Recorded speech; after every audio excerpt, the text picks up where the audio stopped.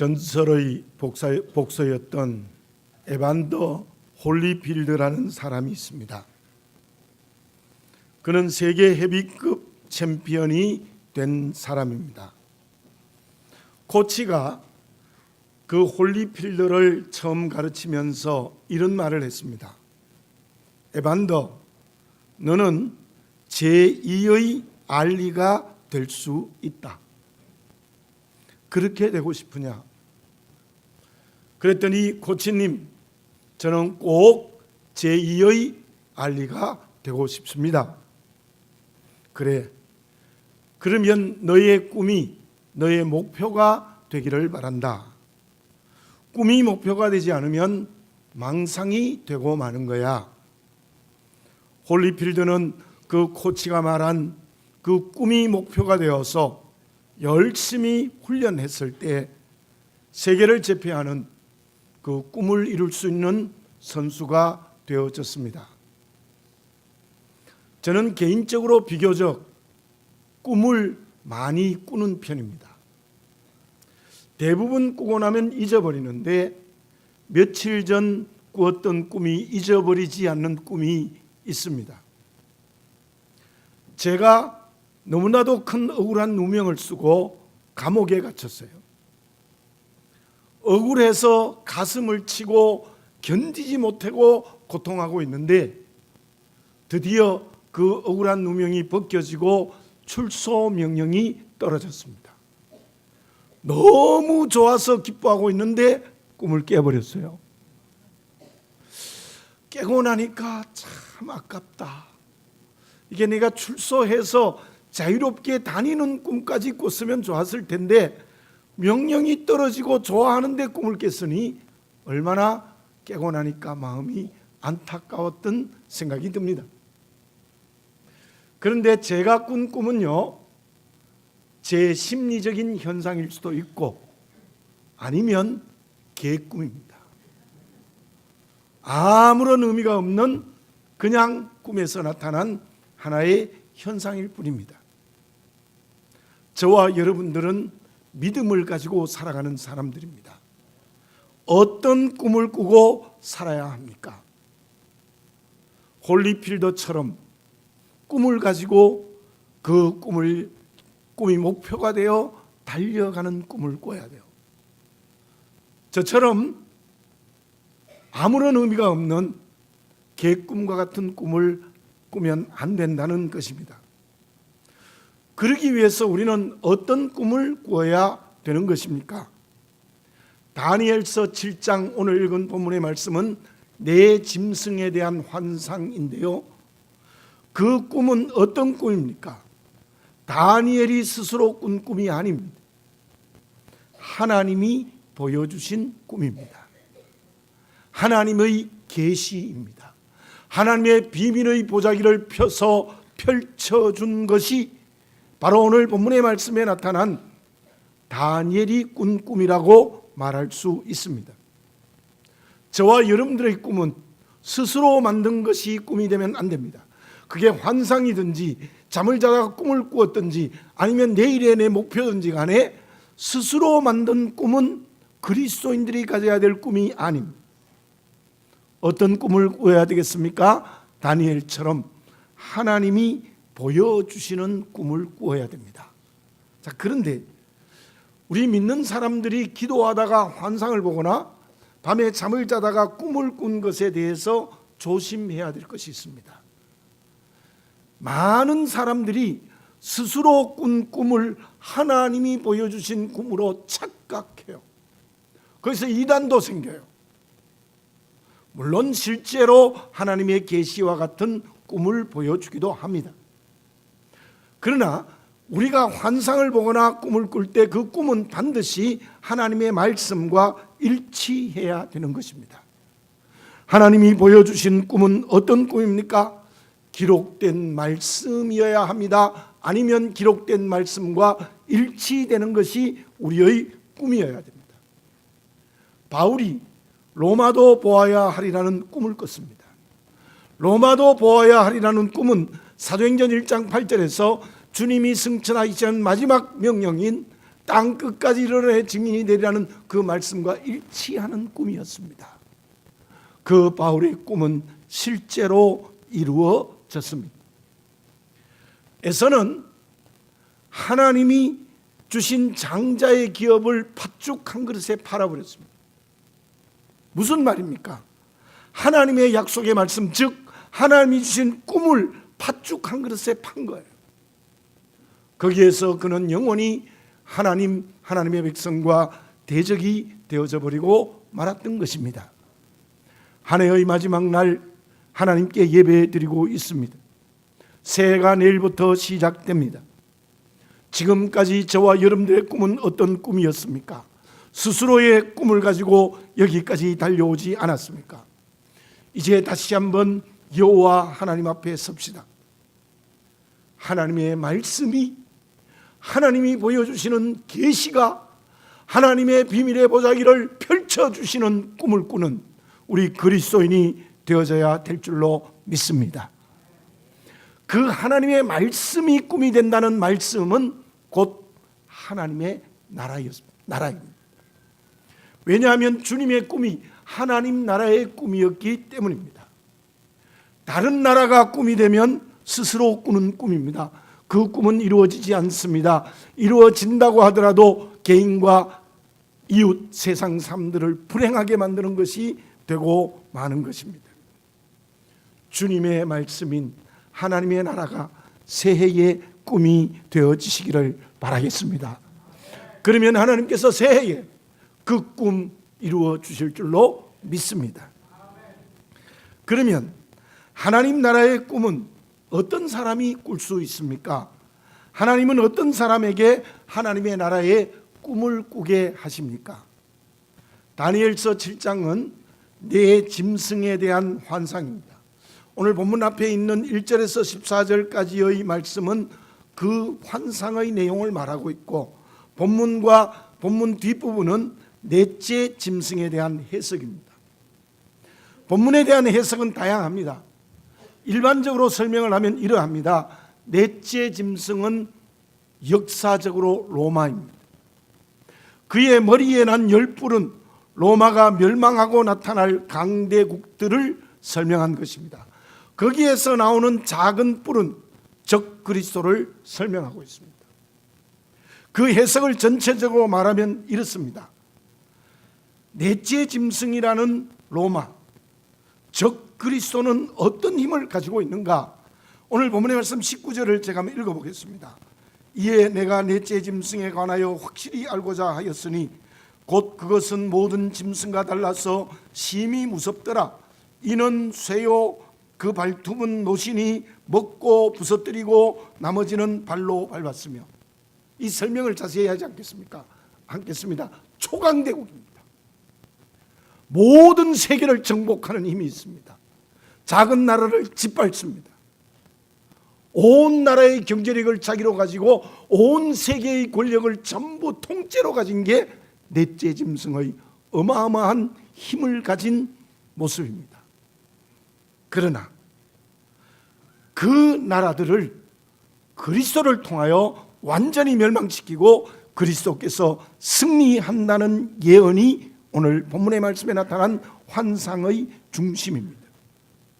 이 말씀에서 하나님 나라를 이루어가는 사람은 누구입니까? 18절을 제가 읽어보겠습니다.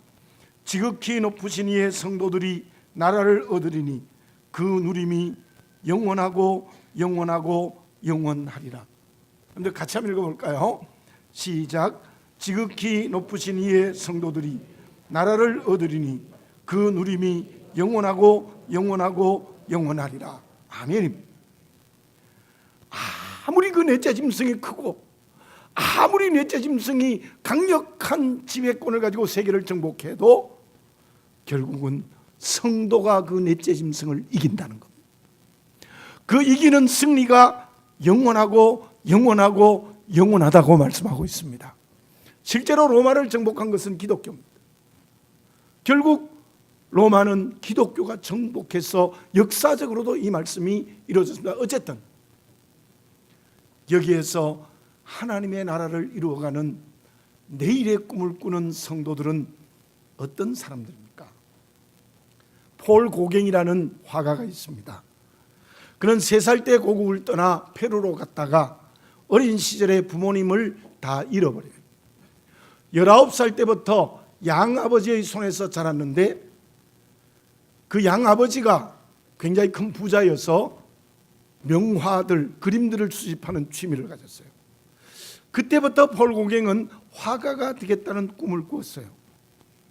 25살에는 증권 중개업을 했지만 화가의 길을 걸어가는 길을 위하여 끊임없이 그림을 그리는 연습을 했습니다.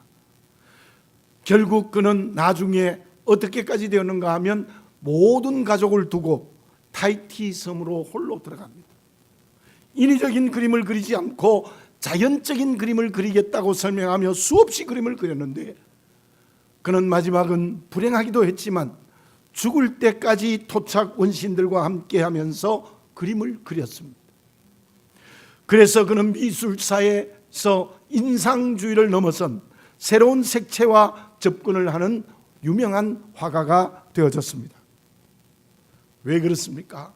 고갱은 무슨 일을 하더라도 나는 화가다라는 정체성을 분명히 가지고 살아갔습니다. 그리고 그림을 그리는데 나는 화가라는 정체성으로 생명을 걸었습니다. 그래서 미술사에 한 획을 긋는 역사를 일으킨 화가가 되었던 것입니다. 본문의 말씀 15절의 시작의 말씀이 나 다니엘이 중심에 근심하며 내 머릿속의 환상이 나를 번민하게 한지라. 왜 이 말씀에서 다니엘이 나 다니엘이라고 말한 것입니까? 나는 하나님의 택한 백성이라는 겁니다.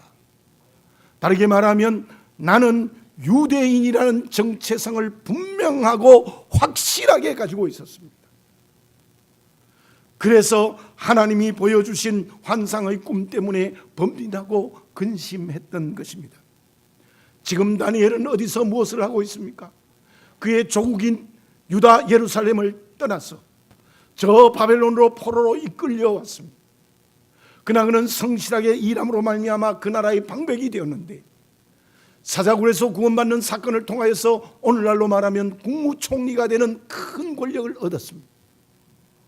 그러나 그는 그 속에서도 나는 하나님의 택한 백성이라는 정체성을 분명히 하였고 나는 택한 백성이라는 정체성에 생명을 걸었습니다. 그대로 사는 것에 생명을 건 사람이 다니엘이었고 그 다니엘에게 하나님은 계시의 꿈을 보여주셨던 것입니다. 나는 누구입니까? 나는 누구라는 정체성이 너무나 많아요. 여러분들에게 나는 누구의 어머니고 누구의 아버지고 회사의 회사원이고 뭐 별별 이름이 다 있어도요 분명한 정체성은 나는 하나님의 자녀입니다. 나는 그리스도의 신부입니다. 여러분들 이 정체성이 분명해지는 오늘 이 예배가 되시기를 바라겠습니다. 그리고 하나님의 자녀답게 그리스도의 신부답게 살아야 됩니다. 어쩌면 저도 여러분들도 하나님의 자녀답게 살고 그리스도의 신부답게 사는 것에 생명을 걸어야 돼요. 그게 하나님이 꿈을 주시고 그 꿈 이루어 주시는 거예요.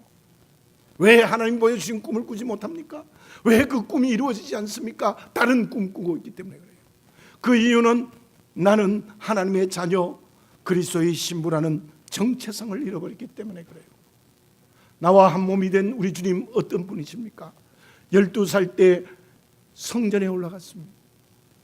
돌아오는 길에 아버지와 어머니가 12살 된 예수님 아들을 잃어버렸어요. 아는 자 중에 찾아보았지만 찾지 못하다가 결국 성전에서 찾았습니다. 그때 부모가 무슨 말을 했습니다. 아이야, 너가 왜 우리에게 이렇게 하였느냐? 그때 예수님의 말씀이 무엇이었습니까? 내가 내 아버지 집에 있어야 될 줄을 알지 못하였나이까? 주님은 하나님의 아들이라는 분명한 정체성을 가지고 살았습니다. 그리고 그 하나님의 아들로서 삶을 하나하나 살아갔고 결국 그는 하나님의 아들로서 십자가의 죽음까지 죽는 주님께서는 하나님의 아들로서의 길을 생명을 거는 실천을 했습니다. 말만 주님과 한 몸입니까? 여러분들 주님과 하나입니다. 그러면 주님처럼 나는 하나님의 자녀라는 거예요. 그리스도의 신부라는 거예요. 그러므로 우리는 하나님의 자녀로서 그리스도의 신부로서의 길을 걸어가야 됩니다. 그때 내년이 새해가 될 수 있고, 그때 하나님이 하나님의 나라의 꿈을 꾸게 할 것이고, 그 꿈을 이루어지는 역사를 일으키는 새해가 될 수 있을 줄로 믿습니다. 그렇다면 하나님 나라의 길을 가는 하나님의 자녀는 어떤 자세를 가져야 합니까? 다니엘의 자세는 어떠합니까? 본문 바로 앞장에 어떤 사건이 일어납니까? 다니엘서 6장입니다. 그는 사자굴에 들어가면 죽을 줄 알고도 하나님께 기도드리는 것을 멈추지 않았습니다. 제가 앞에서도 설명드렸습니다마는 자녀답게 사는 길에 생명을 건 거예요. 생명을 걸었다는 말은 무슨 말입니까? 바로 하나님의 자녀답게 사는 곳에 큰 열정이 있었습니다. 정말 열정이 있었습니다. 제가 수없이 말씀드렸습니다. 교회 공동체가 열정을 잃어버리면 교회가 아니에요. 모이기에 힘쓰는 열정이 없으면 그 교회가 아니에요. 여러분, 하나님의 자녀답게 사는 열정이 다니엘처럼 있으시는 우리가 되어져야 될 줄로 믿습니다. 오늘이 물론 2017년 10월부터 흙바닥에서 이 자리에 예배를 드렸습니다마는 바로 오늘이 만 10년 전에 이 자리에서 입당 예배를 드린 날입니다. 오늘이 만 10년이 되는 날입니다. 그날이 주일입니다. 그때 우리는 어땠습니까? 다른 사람들이 우리 성도를 보면요, 천사와 같았다 그랬어요. 진짜요. 얼굴에 빛이 난다 그랬어요. 저는 강당에서 매주 울었습니다. 너무 감사해서. 여러분들도 울었습니다. 그때 우리가 얼마나 큰 열정이 있었습니까? 지금 그 열정이 있습니까? 새로운 교인들이 있습니다마는 우리가 정말 하나님의 자녀로서 자녀답게 사는 곳에 열정을 잃어버리면요, 꿈을 꿀 수도 없고 꿈이 이루어지지도 않는다는 겁니다. 먼저 가장 소극적으로 교회 안에서의 기본을 회복해야 돼요. 주일 예배는 빠지면 안 됩니다. 기본입니다. 기본. 그리고 우리가 주일 오후 예배도 드리고 수요일 저녁 공부도 하고 금요 기도회도 하는데, 정말 여러분들이 직장에 근무해서 일을 하면 어쩔 수 없지만 열심을 내야 돼요. 그 기본이에요. 기본의 열정이 없으면 아무것도 할 수 없어요. 교회 밖에서는 하나님의 자녀로서의 모범을 보이시기 바랍니다. 따뜻한 정이 있는 사람이 되십시오. 위로와 배려를 해야 합니다. 손해볼 줄도 알아야 합니다. 그러면서 말씀대로 사는 의를 이루어야 합니다. 교회 안팎에서 이 열정을 회복하는 역사가 우리에게 일어나야 될 줄로 믿습니다. 그때 하나님은 하나님의 나라의 꿈을 주시고 그 꿈을 이루어주는 진정 새해가 될 수 있을 줄로 믿습니다. 한 가지 더 말씀드립니다. 히브리서 11장 23절에 이러한 내용의 말씀이 있습니다. 모세의 어머니 요게벳은 바로 왕의 명령을 어기고 석 달 동안 숨겨 양육했습니다. 그때 바로 왕이 어떤 사람입니까? 세계를 한 손에 쥐는 막강한 권력을 가지고 있는 왕입니다. 그는 유대인이 자꾸 번창하게 자라나니까 사내 아이를 낳으면 즉각 죽이라고 했습니다. 그 명령을 어기고 모세를 석 달 동안 숨겨 양육했어요. 왜요? 모세를 통한 아름다운 아이라 하나님의 나라를 일으킬 아이라는 것을 영적인 눈을 열고 보았기 때문이에요. 자녀들을 어떻게 양육하고 있습니까? 자녀들이 하나님의 나라의 꿈을 꾸게 하고 있습니까? 다른 꿈을 꾸는데 열심을 내고 있지 않습니까? 자녀가 오면 너 오늘 몇 점 맞았니? 시험지 내밀면서 80점 맞았어요.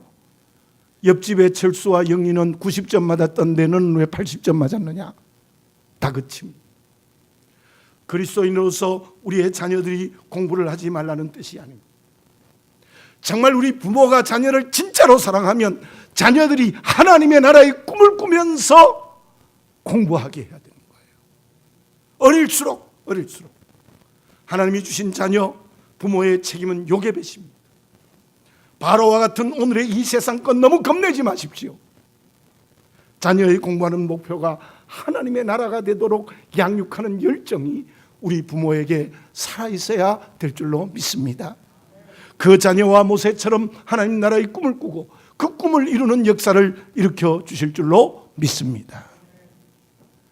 방송에서 한동안 나는 가수다, 나는 농부다라는 프로그램이 방영되었습니다. 무슨 말입니까? 가수로서의 정체성을 살리자, 농부로서의 정체성을 살리자는 겁니다. 나는 하나님의 자녀입니다. 자녀답게 사는 열정이 살아 움직이시기를 바라겠습니다. 그때 하나님께서는 능력 주시어서 못할 일이 없는 그리스도인이 되는 새해가 되게 해 주실 줄로 믿습니다. 그러면 그 하나님의 나라의 꿈을 이루는데 어떤 열정이 있어야 됩니까? 열정의 내용에 있어야 될 요소가 있는데 그것이 무엇입니까? 사상가인 이사야 벌리는 사람이 살아가는 것을 여우와 고슴도치의 싸움으로 비유를 했어요. 일반적으로 여우와 고슴도치가 싸우면 누가 이길 것 같아요? 여우가 이길 것 같아요. 그러나 이사야 벌리는 얘기는 무엇인가 하면은 언제나 고슴도치가 이긴다는 거예요. 그 이기는 이유를 두 가지로 말했습니다. 하나는 여우는 여러 가지 방법으로 싸우지만 고슴도치는 한 가지인 가시로만 싸우기 때문이다. 두 번째로는 여우는 편리한 방법을 사용하고 고슴도치는 자기 가시를 희생하고 가시가 빠지는 고통을 겪으면서도 싸우기 때문이라는 거예요. 본문의 21절의 말씀이 무엇입니까? 읽어보겠습니다. 내가 본즉 이 뿔이 성도들과 더불어 싸워 그들에게 이겼더니, 이 뿔은 바로 사단이 적그리스도, 사단인 적그리스도가 온 세상의 권력을 다 동원하여 성도들과 싸워 이겼다는 거예요. 무슨 말씀입니까? 성도들이 이 땅에서 하나님의 자녀답게 사는 것이 얼마나 큰 고난이 있다는 것을 말씀하고 있는 거예요. 정말 성도가 지는 것입니까? 그렇지 않습니다. 그 다음 절 22절을 우리 같이 한번 읽어보겠습니다. 22절입니다. 시작. 옛적부터 항상 계신 이가 와서 지극히 높은 신의 성도들을 위하여 원한을 풀어주셨고 때가 되매 성도들이 나라를 얻었더라. 아멘. 앞에 21절 말씀은 그들에게 이겼더니 완전히 이긴 게 아니에요. 이기는 것 같은 성도의 큰 고난이 있지만 하나님이 함께 하셔서 성도들의 원한을 풀어주었고 결국은 성도들이 나라를 얻었더라. 성도들이 이긴 것입니다. 그 말씀에서 무엇을 볼 수 있습니까? 하나님의 자녀로서 하나님의 나라의 열정을 가지고 살아가면 사단에게 패배당하는 것 같은 고난이 있다는 거예요. 그러므로 그 고난을 피하면 안 돼요. 그 고난에 동참해야 되는 거예요. 본문의 다니엘은 어떠합니까? 하나님의 나라에 위한, 하나님 나라의 꿈을 위한 그의 열정은 고난에 동참하는 것으로 나타났죠. 앞에서 말씀드린 대로 사자굴에 들어가서 찢기는 자리에까지 들어갔던 것입니다. 주님은 우리를 구원하시기 위하여 사단에게 지는 것 같은 십자가를 졌습니다. 사단에게 패배한 것 같았어요. 그러나 그 십자가의 고난이 사단의 머리를 쳐버린 승리의 역사가 일어나고 우리가 구원 얻은 줄로 믿습니다. 가룟 유다처럼 편리한 방법을, 가룟 유다는 여우처럼 편리한 방법을 따라갔습니다. 데마도 여우처럼 고난이 싫어서 세상으로 가버렸습니다. 그들은 모두 하나님의 나라를 이루는 그릇에서 제외되었던 것입니다. 사랑하는 교우 여러분들, 주님의 고난에 동참하는 열정을 가지시기를 바라겠습니다. 하나님의 나라를 위하여 희생하는 열정을 가지시기를 바라겠습니다. 그때 하나님께서는 하나님의 나라의 꿈을 꾸게 하시고 그 꿈을 이루게 하시는 진정 승리의 길을 주시는 역사가 우리에게, 그리스도인에게, 성도에게 일어날 줄 믿습니다. 그것이 교회 안에서, 교회 밖에서 구체적으로 무엇입니까? 교회 안에서 제일 중요한 것은 온 교회가 덕을 이루고 그리스도의 한 몸을 이루는 사랑의 공동체가 되게 하는 겁니다. 그래야 교회가 질서가 있고 덕이 있고 하나님께 예배를 제대로 드리는 거예요. 그것은 그냥 되는 것이 아니라 주의 고난에 동참할 때 가능합니다. 소극적으로는 이러합니다. 여러분들 교회의 일꾼이 되면 하기 싫은 게 있어요. 정말 나는 저것은 하기 싫어. 내가 교회 밖에서도 안 하는데 왜 해? 하기 싫어요. 여러분들 하기 싫은 것을 하시기 바랍니다. 하기 싫은 것을 하시는 것이 교회 안에서 주님의 고난에 동참하는 열정이에요. 그 사람들을 통하여 교회의 예배가 제대로 드려지고 성도 간의 덕이 이루어지고 교회의 질서가 세워져요. 예를 들어 봅시다. 우리가 한 달에 한 번씩 첫째 날 새벽 기도회를 하고 지역 청소를 합니다. 모이기는 모이는데 거의 오지 않습니다. 거의 오지 않아요. 타성에 젖을까 봐 내가 이걸 어떻게 해야 되나 생각이 있어요. 그러나 몇 사람이라도 지역 청소를 하자 해서 계속합니다. 한 달에 한 번 새벽 기도를 못해요? 한 달에 한 번 지역 청소하는데 못해요? 물론 그때 출근하고 도저히 시간이 어려우면 괜찮아요. 그거는 뭐 주일이 아니니까 괜찮습니다. 그뿐만 아닐 것입니다. 모든 사람이 하기 싫은 것 내가 해보시기를 바라겠습니다. 그때 주님의 고난에 동참하고 우리 주님이 얼마나 이뻐하시고 그 사람에게 하나님 나라의 꿈을 주고 그 사람에게 하나님의 나라를 이루는 성공, 승리의 열매를 주시는 거예요. 아주 작은 일에서부터 주의 고난에 동참하는 그리스도인이 교회 안에서 이루어지시기를 바라겠습니다. 오늘 장로님 기도하신 대로 적극적으로는 나누어 줘야 됩니다. 구제하고 선교하는 일을 해야 됩니다. 교회가 지역 전도와 세계 선교, 어렵고 힘든 사람에게 구제하는 일을 더 많이 해야 되고 그것을 위하여 기도드리고 물질도 드려야 됩니다. 우리는 내년에도 베트남 교회의 9번째 교회를 건축할 것입니다. 그리고 이제 곧 선교사도 파송할 것입니다. 우리 교회가 정말 이웃을 위하여 역사의 현장을 통하여 열방의 복음 증거를 통하여 구제하는 일을 위하여 열심히 나누며 이것이 주님의 고난에 동참하는 열정이 될 수 있을 줄로 믿습니다. 하나님의 나라를 위하여 고난의 길을 걸어가는 세상의 삶은 구체적으로 무엇이겠습니까? 이방에 세워진 첫 교회가 안디옥 교회예요. 그 교회가 처음으로 그리스도인이라는 말을 들었습니다. 크리스찬. 그것은 믿지 않는 세상 사람들이 안디옥 교회 교인들에게 붙여준 이름이에요. 안디옥 교회 성도들이 세상에서 믿음의 모범을 너무 잘 보이니까 크리스찬, 그리스도인이라고 불러준 거예요. 반대 의견이 있습니다만 저는 긍정적으로 생각합니다. 앞에서 말씀드렸습니다. 믿음의 모범에는 반드시 고난이 따릅니다. 이웃 사람과 만날 때 손해보는 것, 나누어 주는 것, 어려운 일을 먼저 하는 것 쉽지 않아요. 아주 작은 일에서 큰 일까지 이웃들을 위하여 수고하고 나누며 그들의 손을 잡아주고 그들과 함께 울고 그들을 가슴에 안을 수 있는 큰 가슴이 되는 그리스도인이 되어지시기를 바라겠습니다. 왜 한국 교회가 이렇게 믿지 않는 사람에게 비난을 받습니까? 믿음의 모범을 보여주는 빛과 소금, 향기와 편지가 되지 못하기 때문에 그래요. 힘들어도 어려워도 믿음의 모범을 보여줘야 돼요. 여러분들 한번 봅시다. 예수님이 십자가 지고 싶었어요? 지기 싫었어요? 대답을 못하시네. 예수님 십자가 지기 싫었어요. 겟세마네 동산에서 기도할 때 얼마나 싫었으면 이 잔을 내게서 물러가게 하옵소서라고 했어요. 그러나 내 뜻대로 마옵시고 아버지의 뜻대로 하옵소서. 그래서 그는 십자가를 졌어요.